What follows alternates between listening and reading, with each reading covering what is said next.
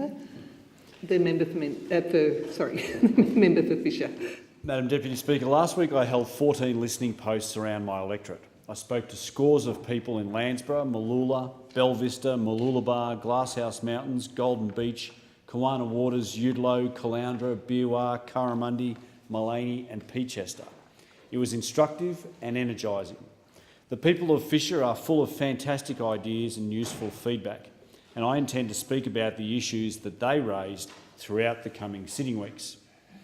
As I move this motion, one theme that emerged from my listening posts come to mind.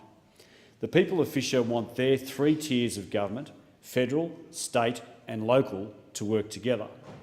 They are not interested in what tier of government has jurisdiction over a particular issue or which of us is in charge.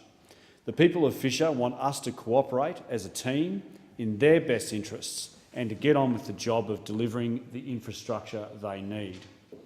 It's for this reason that the government identified the City Deals concept as one which could make a real difference for our changing communities. In early 2016, the then Assistant Minister for Cities and Digital Transformation released our cities agenda as one of the very first priorities of the new Turnbull government.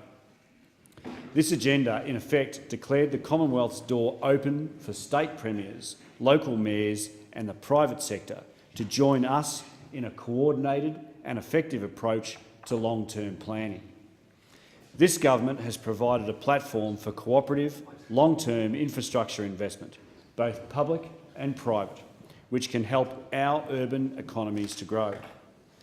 In an era of what has been called punch and judy politics, where fast news cycles, limited media resources and social media outrage encourage a partisan, point-scoring approach, this was a bold agenda and one for which the government should be congratulated. City Deals incorporate the best of the Turnbull government's approach to policy development. Each deal is founded on a defined area and clear outcomes, specific investments linked to specific reform, clear governance and accountability, private and public sector partnership and the measurement of that performance. That is how to deliver lasting change, and I'm pleased to say that we are already starting to see the benefits of this approach. We've seen work beginning on the new $250 million North Queensland Stadium under the Townsville City Deal. Local companies have taken up 6 major contracts on the project, already bringing hundreds of jobs to the community. $260 million has been committed in Launceston to move the University of Tasmania's campus into the city centre and create not only a vibrant and innovative community, but 2,700 new jobs. We should welcome in particular the fact that the first City Deals have been negotiated with regional cities like Launceston and Townsville. Throughout Australia, many of our regional centres, like my own, are growing and leaving behind their increasingly outdated infrastructure. In others, economic shifts have left communities in need of a new and bold vision, which will ensure their prosperity for future generations. For both, City Deals have the potential to create the transformative change that they need. The regions have rightly been a focus of the city's agenda to date, and they should continue to be in the future.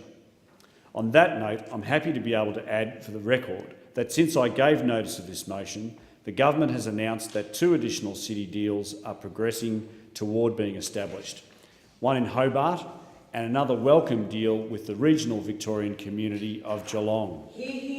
I'm glad to see that the member for Corangamite will be speaking shortly about that process, which I know she has worked very hard to establish. As the Minister looks ahead to the next deal, I would ask him to consider that, however it might be structured, the Sunshine Coast is a perfect candidate for involvement. We have a rapidly growing population and high levels of private investment. We have important infrastructure projects like upgrades to the North Coast Rail, which could transform our region's prosperity. A unitary local council and a unified group of hard-working state and federal representatives, one of whom is joined with me here today, and he'll no doubt expand on this motion.